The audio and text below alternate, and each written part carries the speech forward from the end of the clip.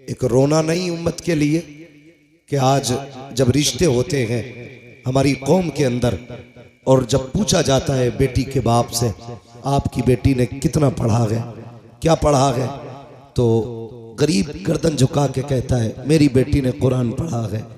तो अमीर बड़ी आसानी से ये कह के ठुकरा देते हैं बस कुरान पढ़ा है, बस कुरान पढ़ा है। क्या चाहते हो? का सिर्फ कुरान पढ़ाया? कितना पढ़ाना था? का एमए बीए नहीं कराया? यार हम एमए बीए की डिग्री को कुरान से बड़ी डिग्री समझते हैं। हमें शर्म आनी चाहिए। अगर गरीब की बेटी कुरान पढ़ी लिखी है तो हम उसके अंदर हजार ऐब निकाल के ठुकरा देते हैं। और अमीर की बेटी अगर कुरान का एक हर्फ नहीं जानती तो उसके दौलत के पर्दे में आकर के हम उसे सर का ताज बना लेते हैं। मैं इस बात से इनकार नहीं करता, बेटी बेटी है, चाहे गरीब की बेटी हो चाहे अमीर की बेटी हो, लेकिन नौजवानों अपनी जिंदगी का मैयार एक रखना।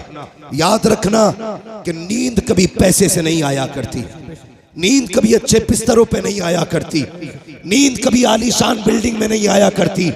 नींद उन्हें सुकून की आती है जिन पे खुदा मेहरबान होता है, जिन पे खुदा मेहरबान होता है। ख्याल रखना मेरी बात का। कभी भी रिश्तों को पैसों से मत तोलना। कभी ये फैसले मत करना कि ससुराल वाले 10 लाख देंगे तो एसी लगा के मौज की नींद सोऊंगा। अगर एसी में अच्छी नींद आती तो गरीब कभी चैन से सो नहीं पाता। अगर पंखों में अच्छी नींद आती तो कभी भी मजदूर आदमी सुकून की नींद नहीं सो पाता। लेकिन मैं सच कहता हूं, फुटपाथ पे सो जाते हैं अखबार बिछाकर, मजदूर कभी नींद की गोली नहीं खाते। इसकी वजह यह है कि नींद कभी पैसे से नहीं आती है, नींद अगर आती है तो रब के करम से आया करती है। मैं कई ऐसे अमीरों को जानता हूं, बहुत ऐसे अमीरों को, मुझसे तो टकराते रहते हैं। हाँ, मिंबर शरीफ पर अल्लामा हमारे अफसर हुसैन साहिब क़िबला, मुफ्ती नईम साहिब क़िबला, तमाम तर उलमा इकराम जलवागर हैं, मेरी बात की तायीद करेंगे। कई अमीर फोन करके कहते हैं हजरत अल्लाह ने फैक्ट्रियां कहीं दी है, पैसा भी बहुत दिया है, दौलत भी अच्छी है, लेकिन महीने हो गए हैं चैन से सोया नहीं हूं। मैंने सिर्फ एक सवाल किया था, मैंने कहा सच बता, तेरे घर के अंदर जो बेटी दुल्हन बन के आई है कितनी बार कुरान पढ़ती है, कितनी मर्तबा मुसल्ले पे आती है? कहते हजरत जी यही तो सरदर्दी है। मैं जिस घर से दुल्हन लेके आया था पैसे में भी आला थे, बिल्डिंग वाले भी थे, मैं ये समझ रहा था अच्छे घर वाले हैं, बेटी भी अच्छे घर वाली होगी तो शराफत और नजाफत होगी, पाकीज़गी और तहारत होगी। कहा हजरत जी थक गया, मैं क्या बताऊं, जिस दिन से बीवी घर में आई है एक दिन मुसल्ला नहीं बिछाया है, एक दिन नमाज का सजदा नहीं किया है, कुरान की एक आयत तक पढ़ के नहीं देखी है। मैंने कहा बस कर यार, किसी से तावीज लेने ना जाना, किसी से दवाएं मत लेना। अगर सुकून की नींद चाहता है अपनी बीवी से कह दे रोज फजर की नमाज पढ़े, कुरान खोल के बैठ जाया करे। खुदा की कसम खा के कहता हूं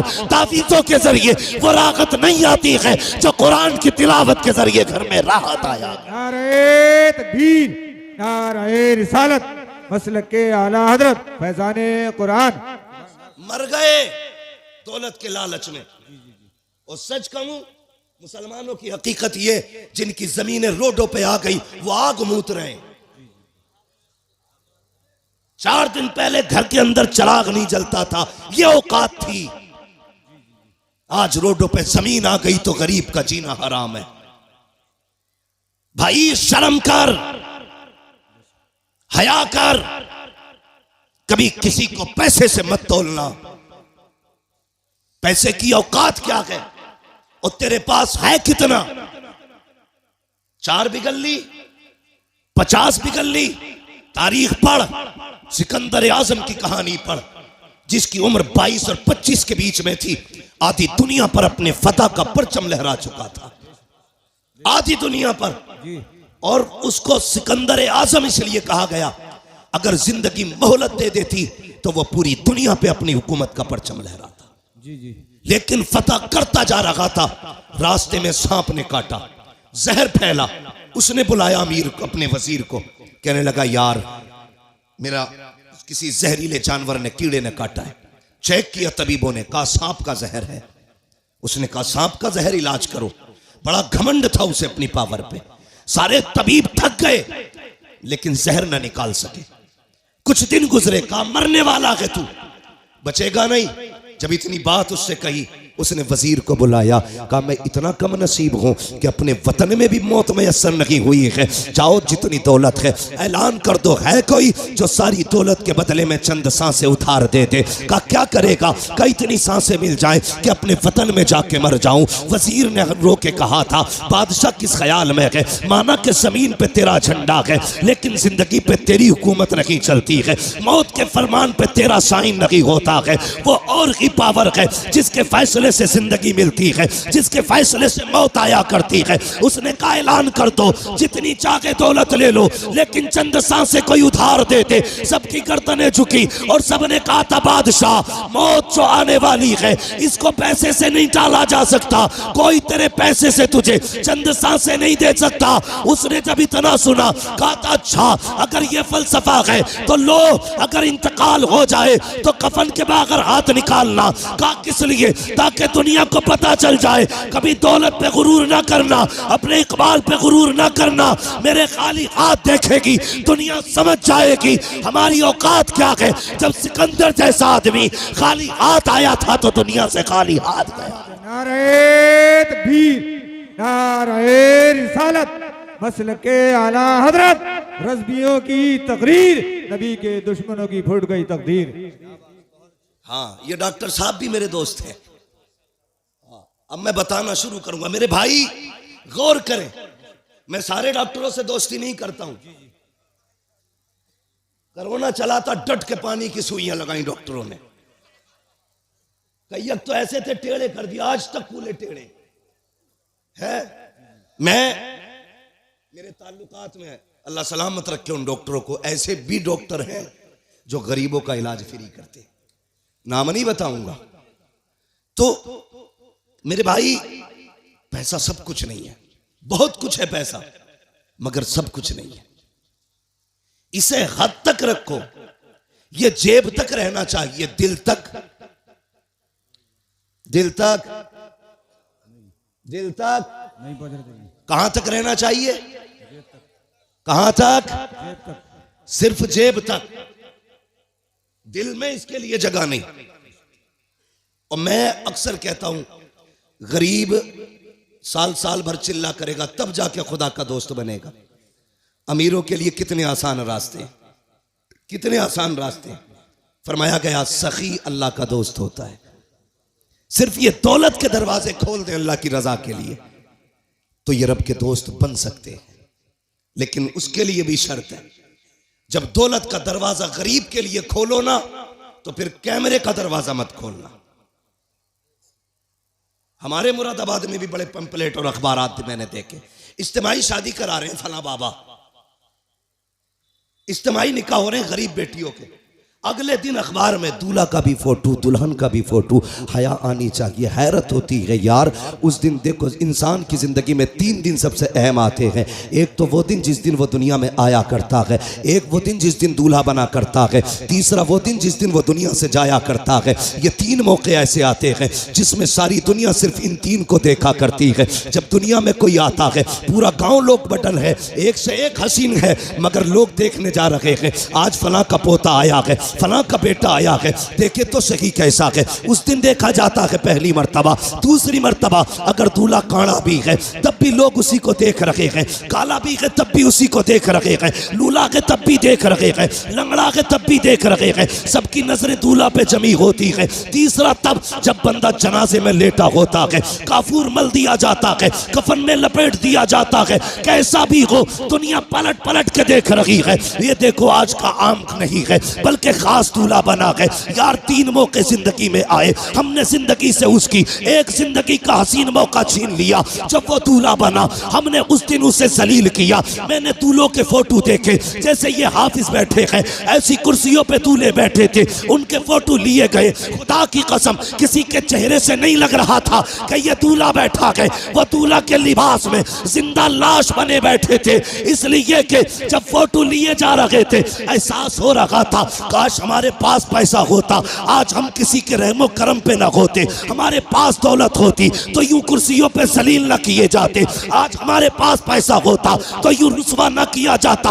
ओ अमीरो फसीरो, ओ दौलतों वालो, तुम्हें खुदा का वास्ता किसी को दौलत की वजह से जलील मत करना, वरना जब अल्लाह जलील करता है कोई बचाने वाला नहीं आता है। खुदा की कसम, अगर गरीब रोएगा 1000 आंसू पोंछ लेंगे, लेकिन जब अल्लाह रुलाएगा कोई आंसू पोंछने वाला नहीं होगा। और तुम्हें खुदा का वास्ता अगर मदद किया करो तो किसी को जलील करके नहीं, बल्कि ऐसे किया करो कि तेरे हाथ तक को पता ना हो। फिर देख खुदा भी राजी हो जाएगा, मदीने वाला मुस्तफा भी राजी। नारे तकबीर, नारे रिसालत, मसलके आला हजरत।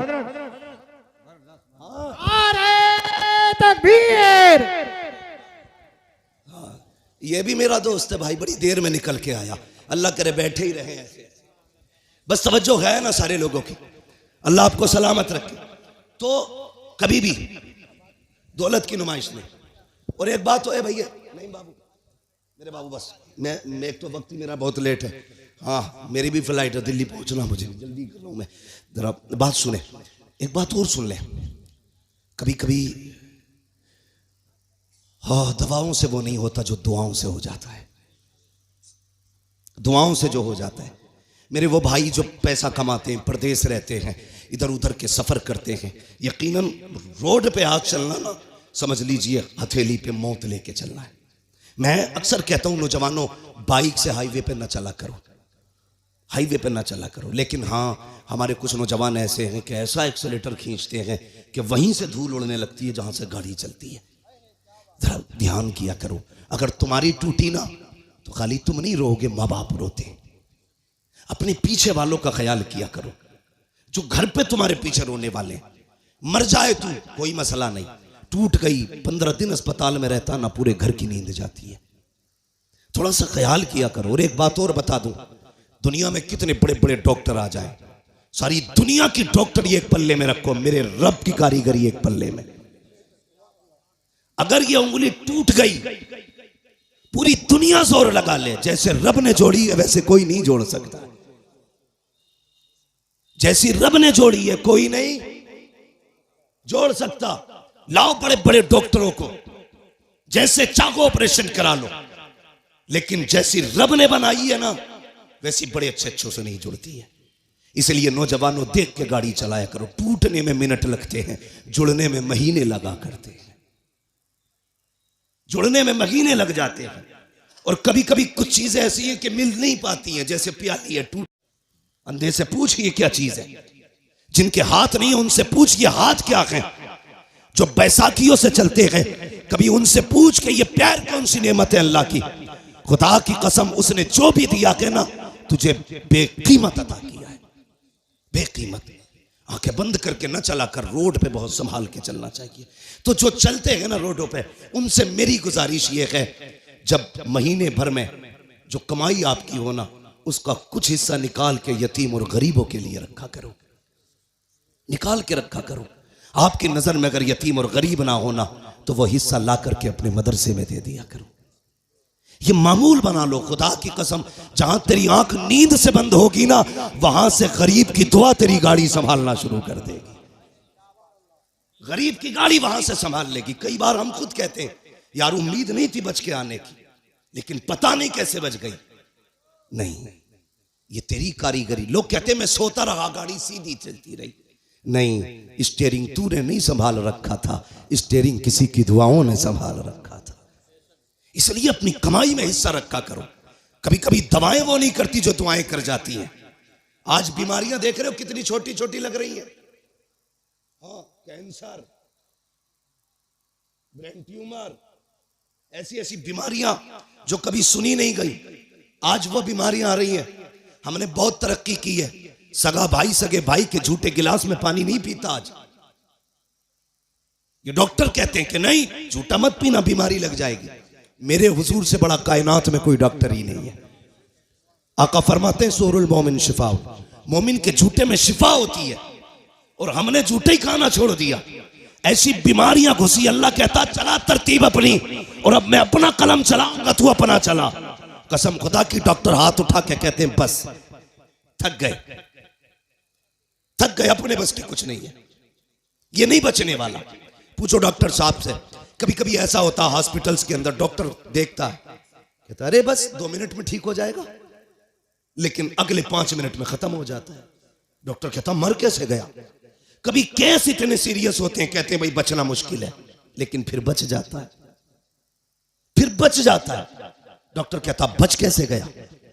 जानते हो तुर्की में जलजला आया, 40 सेकंड के अंदर हजारों जिंदगियों को मौत में बदल डाला, और फिर 12 दिन के बाद जिंदगी बचा के रब ने बता दिया, सुन मौत देने वाला भी मैं हूं, जिंदगी देने वाला भी मैं हूं। ये याद रखना, कभी ये मत सोचना तेरी तदबीर काम आती है, नहीं। हम लोगों ने दुआएं लेना छोड़ दी। गलत नहीं कह रहा हूं, जाओ शादी में देखो, हम सबकी दावत कर देंगे, अपनों को नहीं बुलाते। ये इतना बड़ा जुर्म करते हैं खुदा की कसम कि इसकी आग लेके बैठ जाती है, हमें लेके बैठ जाती है। कई बार बारात की बारात ही खत्म हो जाती है। हम दावतें करते हैं लेकिन अपनों की नहीं। अपनों की दुआएं भी सबसे ज्यादा अहम होती हैं, अपनों की दुआएं। मैं एक साहब से मिला, उन्होंने कहा मैंने फलां पीर साहब के खाते में 5 लाख डाले। किस चीज के? ज़कात के। मैंने सीधा सवाल किया, तेरी बस्ती में कोई बेवा नहीं थी, कोई यतीम बेटी नहीं थी? कजी होंगे तो। मैंने कहा उन्हें क्यों नहीं दिया? कजी वो बहुत बड़े हजरत है इसलिए खाते में डाल दिया। मैंने कहा तूने हजरत के खाते में इसलिए डाला हजरत से तेरी दुआ सलाम हो जाए, और तेरे गरीब बस्ती के मोहल्ले की गरीब बेटियां सिर्फ इसलिए बाप के सर पे बोझ बनी रखी कि जहेज में देने के लिए उनके बाप के पास पैसा नहीं था। अगर ये 5 लाख उठा करके 5 गरीब बेटियों में बांट देता, उनके घर आबाद हो जाते। तूने मौलवी के खाते में डाला, उससे ताल्लुकात हो गए। गरीब के घर में डाल देता, मदीने वाले मुस्तफा से ताल्लुकात हो गए। सोच का फर्क है, हमारी सोच का फर्क है। ताल्लुकात के लिए पैसा इधर से उधर, कभी हुजूर से भी ताल्लुकात बनाओ। बनाएंगे इंशाअल्लाह, बोलो इंशाअल्लाह। नाराज मत होना पैसे वाले लोग। हाँ, मैं बात बता रहा हूं आपको। तो ये हम करते हैं, दुआएं लेने की कोशिश किया करो, दिलों में जगह पैदा करो। आज नफरतें बहुत हैं। एक गांव 10 खानदानों में बटा, एक खानदान 10 नामों में बटा है, और फिर एक घर 10 झगड़ों में बटा है। एक कोई नहीं है। जिसके अपने घर में इत्तेफाक नहीं ना, वो चौराहे पे बैठ के पूरे देश की हुकूमत चला देता बैठे बैठे। अब क्या किसकी आ रही है? कांग्रेस की। फलां में किसकी बनेगी? मायावती की। हो किसकी बनेगी? बीजेपी की। तू अपना घर संभाल, देश संभालने की बातें कर रहा है। हाँ, खाली लोग, फालतू लोग बैठे बैठे देश चला रहे। नहीं, अपने आप को संभालो, अपना परिवार संभालो, खुद को संभालो, मोहब्बतें बांटो। मैंने कहा था कभी कभी दवाएं वो नहीं करती जो दुआएं कर जाती हैं। दुआएं लेने की कोशिश करो। 500 रुपए देगा, कहेगा मुफ्ती साहब दुआ कर दियो। अच्छा, 500 रुपए में ये कह रहा दुआ कर दियो, हो गई दुआ? मैंने कर भी दी, चल अल्लाह तेरा भला करे। यही दुआ है। दुआ कराई नहीं जाती, दुआ खुद ब खुद की जाती है। कहा नहीं जाता, जो दिल से दुआ निकले वो असल दुआ होती है, वो असल दुआ होती है। वो कोई लेता ही नहीं, उसका मसला ही कोई नहीं। अमेरिका पहुंच गए साहब, पैसा कमाया, मिलियन नहीं बिलियनों पैसा कमाया, बिलियनों। लग गई बीमारी कैंसर की, इलाज कराया, पैसे का घमंड था। डॉक्टर ने कहा क्या हाल है? साहब तबीयत ठीक नहीं है। चेकअप हुआ, डॉक्टर ने कहा 2 महीने का मेहमान है, मरने वाला है, जाओ फैमिली के साथ रह ले। हम कब पलटते हैं खुदा की तरफ? जब दुनिया लाइलाज कर देती है। जब डॉक्टरों ने कह दिया 2 महीने जिएगा बस, लौट जा, आ गए पलट के, सर पकड़ के बैठे, बड़ा परेशान हो। कहा यार डॉक्टरों से तो इलाज करा लिया, किसी मौलवी के पास भी चला जा। फिर आया, कहने लगा हजरत जी कोई तावीज है? क्या हुआ? का ब्लड कैंसर है। डॉक्टर कहते 2 महीने का मेहमान है, मरने वाला है, सारा खत्म हो गया। उन्होंने कहा कहाँ के रहने वाले? कहा फला मुल्क का। कहा अमेरिका कितने साल से? कहा 35 साल हो गए। कितना पैसा कमाया? बहुत। अपने मुल्क कब गए? कहा याद नहीं है। बहरहाल 25 साल से ऊपर हो गए। उन्होंने कहा सुन एक काम कर, अपने मुल्क वापस चला जा, अपने रिश्तेदारों को 1 महीने तक दावत खिला। पलट के आया, 1 महीने तक दावत खिलाई। उसके बाद पलट के गया, जब चेकअप कराया तो ना कोई बीमारी थी ना कैंसर था। डॉक्टर कहने लगा यार ये कैसे ठीक हो गया? उसने कहा अब तक तेरा इलाज था, 1 महीने से मदीने वाले का इलाज चल रहा है। 1 महीने से मदीने वाले का इलाज चल रहा है। मैंने पहले कहा था कि जो दवाएं नहीं करती है वो दुआएं कर जाया करती है। आ तुझे मुस्तफ़ा की चौखट पे लेके चलूं। मेरे हुजूर के बहुत गरीब सहाबी है, इतने गरीब सहाबी कि कभी कभी खाना मिल जाता, कई कई दिन तक फाके हो जाया करते थे। एक दिन हुजूर की बारगाह में आए, अल्लाह अकबर, अखलाक करीमा देखो मेरे हुजूर का। अपने हर गुलाम से खैरियत पूछते थे। आज तो बाप बेटे से खैरियत नहीं पूछता, भाई भाई से खैरियत नहीं पूछता। इन मोबाइलों ने आग लगा रखी है। एक दस्तरखान पे 5 भाई बैठे हैं, किसी को पूछने की फुर्सत नहीं है, सारे मोबाइल में डूब जाया करते हैं। मैं कहता हूं यार अपनों को वक्त दिया करो, घर में आ जाया करो, फ्लाइट मोड डालो मोबाइलों पर और अपनों से बैठ करके खैरियत पूछा करो। पता 8 दिन से तू कहां था, तूने क्या किया है, हाल चाल पूछ लिया करो। हम तो घर में गए तब मोबाइल है, सफर में गए तब मोबाइल है, मार्केट में गए तब मोबाइल है। इस मोबाइल ने बेगाना बना दिया है। बाप बेटे से खैरियत पूछने वाला नहीं, बेटा बाप से खैरियत पूछने वाला नहीं। आप मेरे नबी की चौखट पे चल। सरकारे दो आलम की बारगाह में जब गरीब सहाबी आए, आका फरमाते मेरे सहाबी क्या हाल है। अल्लाह अकबर, लहजा इतना प्यारा कि कुर्बान होने को जी चाहता था। क्या हाल है, कहते हैं या रसूल अल्लाह, हर हाल में अल्लाह का शुक्र है। बस यूं समझ लीजिए, कभी खा लेते हैं, कभी नहीं खाते हैं। जब मिल जाता है तो शुक्र करते हैं, जब नहीं मिलता है तो सब्र कर लेते हैं। अल्लाह अकबर, हुजूर ने गुलाम की ये बातें सुनी है, चश्माने नबुव्वत में आंसू आए, जैसी आंखें भर आई हैं। इतने में जिब्रील आ जाते हैं, या रसूल अल्लाह, ये जो गुलाम बैठा हुआ है बस ये कल ज़ोहर तक का मेहमान है, कल ज़ोहर तक इसका इंतकाल हो जाना है। इतना सुनना था, नबुव्वत वाली आंखें भर आई, चश्माने नबुव्वत बरसी। मेरे नबी ने गुलाम से नहीं कहा था कि तू कल तक का मेहमान है, बल्कि उससे फरमाते हैं मेरे गुलाम बता तो सही, तेरी जिंदगी में कोई ऐसी ख्वाहिश है जिसे तू चाहता था और वो ना हो सकी हो। अल्लाह अकबर, गुर्बत का अंदाजा लगाना। जब मेरे नबी ने इतना कहा था, बता तो सकी, कोई ख्वाहिश हो तो पूरी की जाए। ये नहीं कहा कल तक का मेहमान है। मुस्तफ़ा फरमाते हैं बता तो सकी, तेरी कोई ख्वाहिश हो तो पूरी करूं। आका ने इतना कहा। गुलाम के जुमले सुनना प्यारे, जो होटलों में 2000 का खाने के बाद और एक भूख का खाना फेंकने वालों, खड़े होकर के शादियों में खाने दे करके कुत्तों की तरह खिलाने वालों और कई लोगों का खाना दावतों में फेंकने वालों, जरा दिल संभाल के मेरी बात सुनना। खुदा ने दिया है, शुक्र अदा किया करो। मेरे नबी ने कहा था रोटी की कदर करना, अगर ये चली गई तो हाथ नहीं आएगी। रिस्क की इज्जत किया करो, कदर किया करो। ये तो हुजूर का करम है जो दस्तरखान समेटे नहीं गए हैं। ये मुस्तफ़ा का करम है जो चेहरे बिगाड़े नहीं गए हैं। ये तो आका का करम है जो जमीन फाड़ी नहीं गई है। ये मुस्तफ़ा का करम है जो शक्लें बिगाड़ी नहीं गई है। अगर आका का करम ना होता तो चेहरे बिगाड़ दिए गए होते, आका का करम ना होता दस्तरखान उठा दिए गए होते, मुस्तफ़ा का करम ना होता फाके मार दिए गए होते। आज जो बेहिसाब रोटी मिल रही है ये मेरे नबी का सदका है, बेहिसाब रिस्क मिल रहा है ये मुस्तफ़ा का सदका है। आका के सहाबी ने कहा था या रसूल अल्लाह, एक ख्वाहिश है, एक ख्वाहिश है, एक ख्वाहिश है, बता कौन सी। तो उसने कहा था आका, आज तक जिंदगी में मैंने कभी मीठा नहीं खाया है, सुना है मीठी भी कोई शय होती है। आका मेरा जी चाहता है जिंदगी में एक बार मीठा खाने मिल जाए। इतना सुना है। मेरे नबी ने कहा उस्मान को बुलाया जाए। उस्मान गनी आ जाते हैं, कहते दूसरी ख्वाहिश बता। उसने कहा या रसूल अल्लाह, गरीब हूँ, निकाह नहीं हुआ है। कहा किस लिए? कहा कोई गरीब समझ के बेटी नहीं देता है, इसलिए मैंने आज तक निकाह नहीं हुआ। आका मेरा भी जी चाहता है काश मेरा भी निकाह हो, मेरी भी बीवी हो। या रसूल अल्लाह, कभी कभी अरमान जागते हैं, दिल ये कहता है जब दुनिया सो रही हो और रात का आधा हिस्सा गुजर चुका हो, आका उस वक्त में मेरी बीवी भी हो और मैं भी हूँ, दोनों मुसल्ले पे खड़े हो, वो भी रो के रब को मनाती हो, मैं भी रो के रब को मनाता रहूं। आका बस इतनी ख्वाहिश है, एक तो मीठा मिल जाए, दूसरा मेरा निकाह हो जाए। नबुव्वत वाली आंखें बरस रखी है। फरमाया बता तेरी नजर में कोई बेटी हो तो बता। उसने कहा जी या रसूल अल्लाह, मेरे चचा सात बहन है, लेकिन मेरा चचा गरीबी की वजह से मुझे देखना नहीं चाहता। आका फरमाते बुलाया जाए इसके चचा को। जब उनके चचा को बुलाया गया, अब मेरे नबी का फैसला सुनना।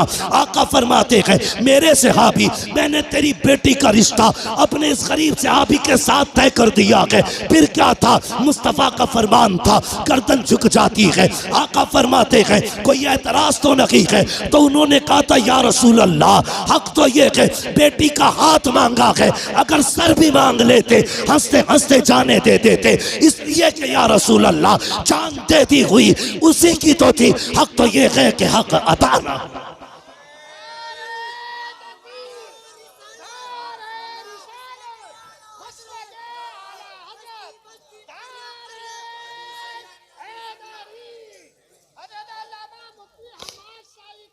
शुक्रिया भाई। सुने ये फैसले, मेरे नबी का प्यार। भाई रोटी की इज्जत कर, कदर कर इसकी, ये कच्ची पक्की तोड़ के न फेंका कर। खाने का अदब ये है, खाने के लिए बैठो तो अगर प्लेट में टूटी डलिया में टूटी रोटी के टुकड़े हो ना, पहले टुकड़े खा के रब को दिखाया कर, या अल्लाह मैंने नाशुक्री नहीं की है, मैं तो इन टुकड़ों के लायक भी नहीं था, ये तेरा एहसान है, तूने मेरे आगे ये टुकड़े रख दिए हैं। वो तो ये कहता है मेरा शुक्र अदा करोगे तो इतना दूंगा कि संभाला नहीं जाएगा, और नाशुक्री करोगे तो याद रखना ऐसे अजाब में मुब्तला करूंगा कि कोई बचाने वाला नहीं होगा। हुजूर ने इतना फरमाया कि तेरी बेटी के साथ इसका निकाह होना है। जी या रसूल अल्लाह का ताकीर ना करना।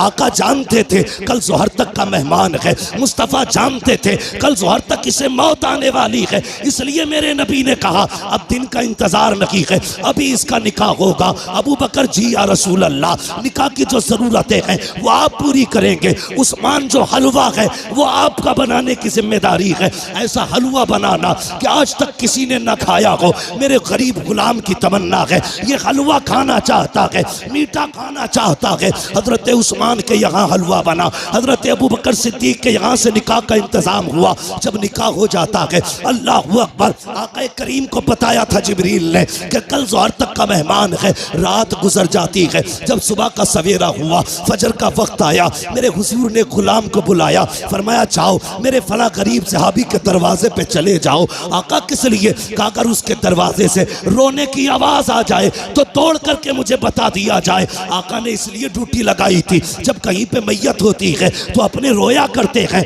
और इसकी बीवी तो एक रात की दुल्हन है। जब इसके शौहर का इंतकाल होगा तो जाकिर के रोने का पता चल जाएगा। आगे क्या होना था ये तो मुस्तफा जानते थे, लेकिन ड्यूटी आका लगा रखे हैं, जाओ इसके दरवाजे पे चले जाओ, जब इसके घर से रोने की आवाज आए तो मुझे खबर कर देना। प्यारे सुनना जरा दिल थाम करके, ये सहाबी ने फजर की नमाज पढ़ी, जाके उस सहाबी के दरवाजे पे बैठ गए। सुहर हो गई, कोई नहीं रोया है। सुहर की नमाज पढ़ी, आका फरमाते क्या हुआ? जी या रसूल अल्लाह अभी तक तो कोई नहीं रोया है। कहते फिर जाइए, फिर आए हैं, असर तक बैठे रखे, कोई आवाज नहीं आई। जब असर में आका से मुलाकात हो रही है, मुस्तफा फरमाते हैं पता क्या हुआ? कहते या रसूल अल्लाह मैं सुबह से देख रहा हूँ उस घर से कहकहों की आवाजें आ रही है, हंसी और खुशियों की आवाजें आ रही है। आका उस घर में कोई नहीं रोया है। इतना सुनना था, हुजूर ने सजदे में सर रखा। ए मेरे मालिक बता तो सकी, कल जो जिब्रील ने बताया था वो तो सही था, जिब्रील तो झूठ नहीं बोलेगा, तेरे फैसले भी हक है। जिब्रील ने ये कहा था ये ज़ोहर तक इंतकाल कर जाएगा, मगर मेरे मालिक बता तो सकी अभी तक वो मरा क्यों नहीं है, उसको मौत क्यों नहीं आई है? अब जरा दिल थाम के सुनना प्यारे, रब ने जिब्रील को भेजा, जा मेरे महबूब से जाके कहानी बता दे। हजरत जिब्रील आए हैं, या रसूल अल्लाह बेशक इसको ज़ोहर में इंतकाल कर जाना था, इसकी जिंदगी ज़ोहर तक थी, लेकिन या रसूल अल्लाह जब मगरिब के बाद का वक्त आया, इसने नमाज अदा की, ईशा का वक्त आने वाला था, इसने नमाज ईशा की भी अदा की ईशा के वक्त में। उसके बाद बीवी को बुलाया, दस्तरखान बिछाया, या रसूल अल्लाह वो मीठा जो जिंदगी में कभी नहीं खाया था आज पहली बार दस्तरखान पे रखा है, सामने बीवी बैठी हुई है, बहुत कुछ हो रहा है कि सामने बीवी भी है, दस्तरखान पे मीठा भी है। मेरे आका ने मेरी दोनों जरूरतें पूरी कर दी है, ये देख के मुस्कुरा रहा था। इतने में या रसूल अल्लाह दरवाजे पे आवाज आ जाती है कोई जो खुदा के नाम पे कुछ दे दे। जिब्रील कहते हैं या रसूल अल्लाह, जब खुदा के नाम का उसने सवाल किया, इसने एक नजर बीवी के चेहरे पे डाली, दूसरी नजर अपने हलवे पे डाली। वो मीठा जिसके लिए जिंदगी भर तरसता रहा था उसे देखा है। बीवी से कहता शरीक हयात, खुदा ने तेरी जैसी बीवी दे दी है,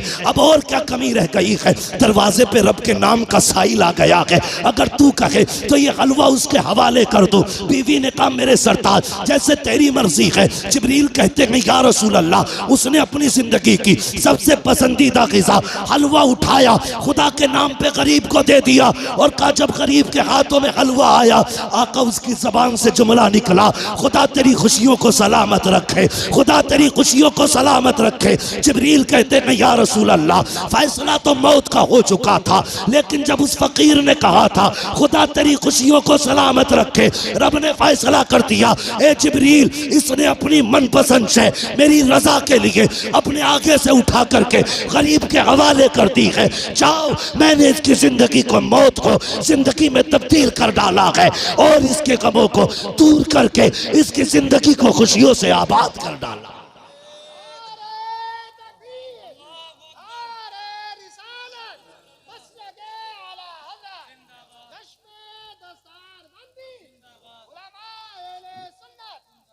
भाई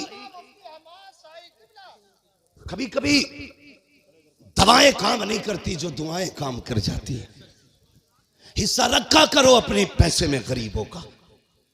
अगर गाड़ी गड्ढे में गिरने से बच जाए, ये मत सोचना तेरी तदबीर बचा के ले गई, नहीं, ये समझ लेना किसी की दुआओं ने आके सहारा लगा दिया है। हाँ, किसी की दुआओं ने सहारा लगा दिया है। इसलिए बदलो अपने आप को, बदलो। अपने पैसे में रब के नाम पे मांगने वालों का हिस्सा रखा करो, और हर चीज तदबीर से नहीं दुआओं से भी हासिल किया करो। लोगों से दुआएं लेने के हालात पैदा करो, दुआएं लेने के हालात। लेकिन मेरी कौम के जवान, एक तकलीफ है मुझे, सिरसखेड़े में जितने पुरानी दीनदारी है ना, उससे बड़े बड़े डीजे भी बजते हैं शादियों में। ये खबरें भी हमें मिलती हैं, जहां तुम्हारे जलसों की शोहरत है वहां तुम्हारे डीजे की भी शोहरत कम नहीं है। कौम तबाह हो गई भाई। क्या एक निकाह करने के लिए सिर्फ इतना है, पूरी शादी में निकाह सुन्नत है, बाकी कितने काम सुन्नत वाले करते हैं। 7 दिन पहले से अम्मा ढोल लेके बैठ जा रही है। एक दिन रात में गुजरा, 3 बजे मैंने देखा लड़की आ रही। हम लोग तो रातों में अक्सर चलते हैं। मैंने कहा ये क्या मसला, मौत हो गई क्या? कि नहीं, परमल बटे। मैंने ये क्या मसला? कहा नहीं, गीत थे, फला के घर शादी है तो 3 बजे परमल बट रहे। इससे अगर ईशा के बाद कह दो या मगरिब बाद कह दो सूरह वाक़िया पढ़ ले, तो कहेगी आंखों में दर्द हो रहा, परमल लेने 3 बजे जागी। ढोलकों ने तबाह कर दिया। जानते हो, इन चीजों ने हमें हुजूर से दूर कर दिया है। तेरे कदमों में जो है गैर का मुंह क्या देखे, कौन नजरों में चढ़े देख के तलवा तेरा। और हम तो ये कहते हैं या रसूल अल्लाह, तेरे टुकड़ों पे पले गैर की ठोकर पे न डाल, छिड़कियां खाएं कहां छोड़ के सदका तेरा। सुभान अल्लाह, सुभान अल्लाह, बहुत अच्छे। हम क्यों जलील हो रहे हैं? हाँ, कुछ बातें ऐसी हैं जो मैं माइक पे नहीं कह सकता, लेकिन तुमसे कहना जरूरी थी, इसलिए कि सिरसखेड़े वालों तुम्हारे दिमाग भी बड़े खराब हुए। नहीं कह सकता माइक पे उन बातों को, इशारातन समझ जाओ। डॉक्टर इकबाल ने कहा था कि मोहम्मद से वफा तूने तो हम तेरे, ये जहां चीज है क्या लो हो कलम तेरे। इसका क्या मतलब है? इसका मतलब यह है खुदी को कर बुलंद इतना कि हर तकदीर से पहले खुदा बंदे से खुद पूछे बता तेरी रजा क्या है। बदलो अपने आप को। जानते हो, इन चीजों ने हमें दूर कर दिया हुजूर से। गानों ने उम्मत को तबाह करके रख दिया। एक होता है इनफरादी गुनाह, एक होता है इज्तिमाई गुनाह। मुफ्ती नईम साहब चले गए भाई। एक होता है इनफरादी गुनाह, एक होता है इज्तिमाई गुनाह। इनफरादी गुनाह तो ये लीड लगी है, हम खुद सुन रहे हैं, और इज्तिमाई गुनाह ये है कि ऊपर रख के सुराही, नीचे रखा साउंड, फुल आवाज करके धमाधम चल रही है। ये वो बिला वजह का गुनाह है जिसे लेके तुम अपनी नस्लों को तबाह करने पे लगे। बिला वजह का गुनाह।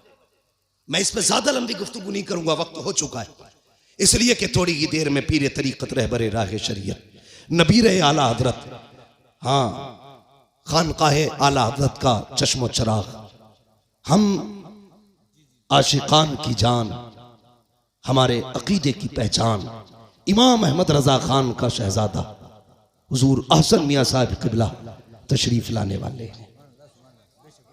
हाँ, लाने वाले नहीं, इंशाअल्लाह। कितनी देर लगेगी?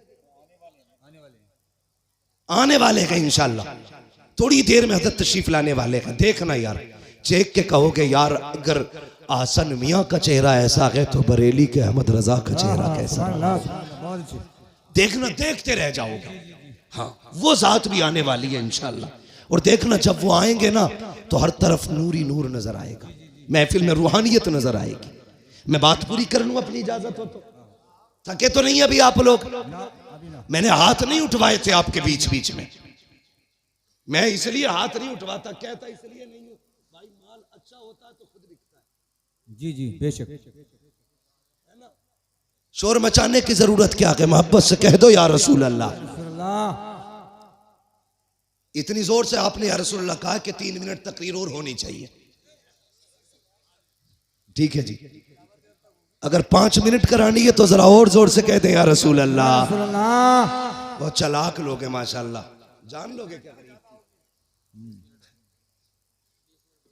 नहीं 20 मिनट बहुत लंबी बात हो जाएगी, मेरी बात सुने जो मैं कह रहा हूं। इन चीजों ने हमें हुजूर से दूर कर दिया, गानों ने। इन बेटी, कई माएँ तो ऐसे कहती हैं ना ढोल ना बजा तो फिर मजा ही ना आगा, ऐसा लगेगा जैसे मैयत हो गई। ये जो पुरानी अकड़वी बुढ़ी है ना, अकड़वी ऐसे झुक गई, बाज नहीं आ रही। लड़कियां अगर पढ़ रही है ना, दीन से जुड़ी है, नामा गलत है, चुप जा, नई मुफ्ती बन के आई है, तुम्हारी शरीयत नहीं है, ऐसे कहेगी।